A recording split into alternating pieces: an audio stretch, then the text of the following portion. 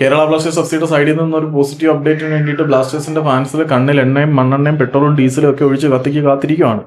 പക്ഷെ കാത്തിരിപ്പ് തുടങ്ങിയിട്ട് കാലം കുറേയായി എന്നല്ലാതെ നമുക്ക് അഭിമാനത്തിനും വകയുള്ള സന്തോഷത്തിനും വകയുള്ള വിവരങ്ങളൊന്നും ഒഫീഷ്യലി കിട്ടുന്നില്ല. മീഡിയ ടീമിന്റെ രൂപീകരണം വൈകുന്നതാണ് ഇതിന്റെ കാലവിളംബത്തിന് കാരണമെന്നാണ് പൊതുവെയുള്ള ഒരു വിലയിരുത്തൽ.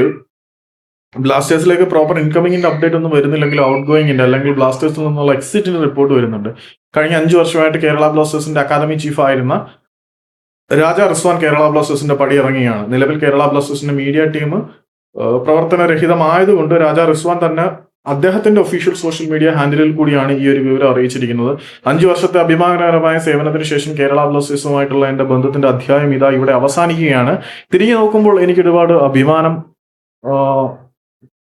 നൽകുന്ന മൊമെന്റുകളിലൂടെ ക്രിയേറ്റ് ചെയ്യാൻ കഴിഞ്ഞു. അഭിമാനത്തോടു കൂടി തന്നെയാണ് ഒരു ബന്ധത്തിന്റെ ചാപ്റ്റർ ക്ലോസ് ചെയ്യുന്നത്. ഒരുപാട് താരങ്ങളെ പ്രൊഡ്യൂസ് ചെയ്യാൻ കഴിഞ്ഞു എന്നൊക്കെയാണ് പുള്ളി വിശ്വസിക്കുന്നത്. കേരള ബ്ലാസ്റ്റേഴ്സിന്റെ അക്കാദമിയുടെ പ്രവർത്തനത്തിനെ കുറിച്ച് ചില ആക്ഷേപങ്ങൾ നിലവിലുണ്ട് എന്നുള്ള വസ്തുത മറച്ചു വെക്കാൻ കഴിയില്ല. അതൊരിക്കലും രാജാ റിസ്വാന്റെ മുകളിലേക്ക് കെട്ടിവെക്കാനല്ല ഞാൻ ആഗ്രഹിക്കുന്നത്. കേരള ബ്ലാസ്റ്റേഴ്സിന്റെ അക്കാദമിയുടെ പ്രവർത്തനത്തിൽ ഒരുപാട് പ്രശ്നങ്ങളുണ്ട്. കുറച്ച് ലീഗൽ ഇഷ്യൂസ് നിൽക്കുന്നതുകൊണ്ടാണ് അതിനെക്കുറിച്ച് ഞാനിപ്പോൾ പറയാത്തത്. അത് എക്സ്പോസ് ചെയ്യേണ്ട ഒരു സംഭവം തന്നെയാണ് ഈ അക്കാദമിയിൽ നടക്കുന്ന നെറുകേടുകളെ കുറിച്ച്. അത് നമുക്ക് പിന്നീട് ചർച്ച ചെയ്യാം. അപ്പം അക്കാദമിയുടെ തലവനായിരുന്ന രാജാ റിസ്വാൻ കേരള ബ്ലാസ്റ്റേഴ്സിന്റെ 5 വർഷത്തെ സേവനം അവസാനിപ്പിച്ച് ബ്ലാസ്റ്റേഴ്സിൽ നിന്ന് പടിയിറങ്ങിയാണ്. ഇങ്ങോട്ടാരും വരുന്നില്ലെങ്കിലും പുറത്തോട്ട് പോകാനുള്ളവരൊക്കെ പോകുന്നുണ്ട്. ഇതിനെ വേണമെങ്കിൽ ഒരു പോസിറ്റീവ് സൈനായിട്ട് നമുക്ക് കാണാം.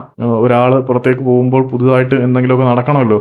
സോ സൈനിങ്ങിന്റെ സൂചനയായിട്ട് ഇതിനെ വിലയിരുത്തുന്ന ആളുകളുണ്ട്. ഞാൻ തൽക്കാലം എഴുതാപ്പുറമൊന്നും വായിക്കാൻ നിൽക്കുന്നില്ല. ആള് പുറത്തേക്ക് പോയി, അതിന്റെ എക്സിറ്റ് ഒഫീഷ്യലി വന്നിട്ടുണ്ട്.